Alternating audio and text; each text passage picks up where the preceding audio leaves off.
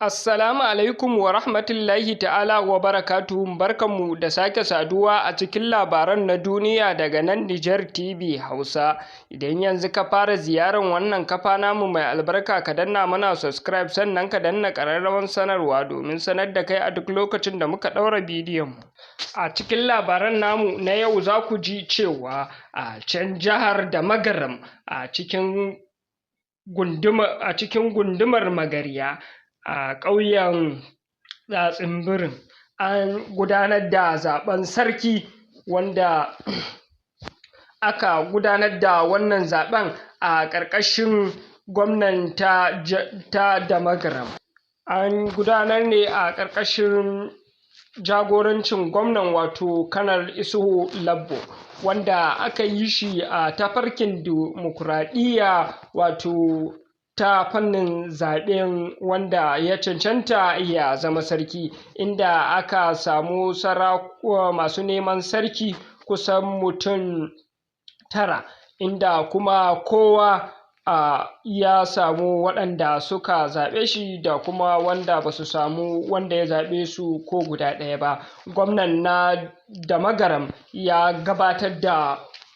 waɗanda suka samu ƙuri'u da waɗanda suka ci bayan kammala zaɓen, inda ya yi bayani, ya ce Alƙasim Ibrahim Yalo ya samu ƙuri'a guda ɗaya, inda Abubakar Ibrahim Yalo shi kuma ya samu ƙuri'a guda 2, inda kuma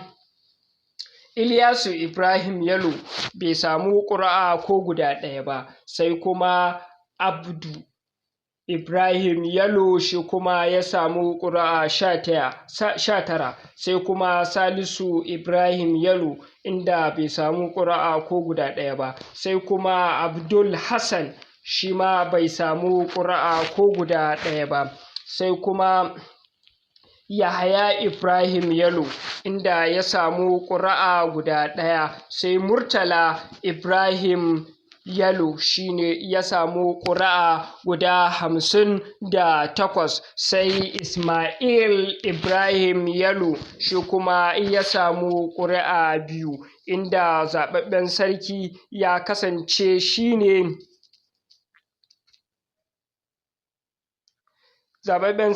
kasance shi ne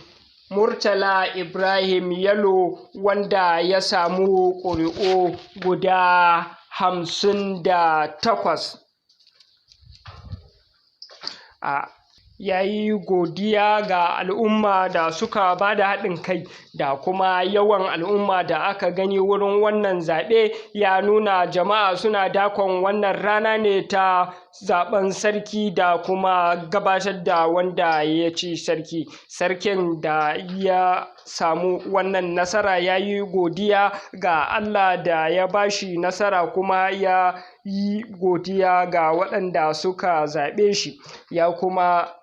yi ma 'yan uwan shi fatan alhairi da fatan za su ba shi haɗin kai wurin tafiyar da wannan mulki nasa. Sannan gwamnan na jihar